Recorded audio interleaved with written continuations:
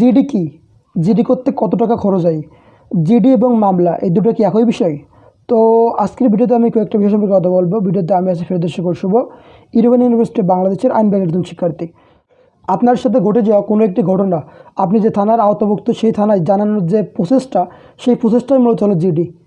GD সাধারণত কয়েকটি কারণে করা হয়, যার অন্যতম একটি কারণ হলো আপনার কোনো একটি গুরুত্বপূর্ণ জিনিস হারিয়ে যাওয়া, যেমন আপনার মোবাইল, পাসপোর্ট, আপনার সার্টিফিকেট। সাধারণত এই ধরনের জিনিস যদি আপনার থেকে হারিয়ে যায়, সেক্ষেত্রে আপনি চাইলেই জিডি করতে পারেন। এগুলো ছাড়াও আরও কয়েকটি ক্ষেত্রে আপনি চাইলে জিডি করতে পারেন। আপনি যদি নিরাপত্তাহীনতায় ভোগেন, অর্থাৎ আপনাকে যদি কেউ থ্রেট বা হুমকি দেয়, তাহলে সেক্ষেত্রে আপনি চাইলে জিডি করতে পারেন। জিডি করতে কত টাকা খরচ হয়?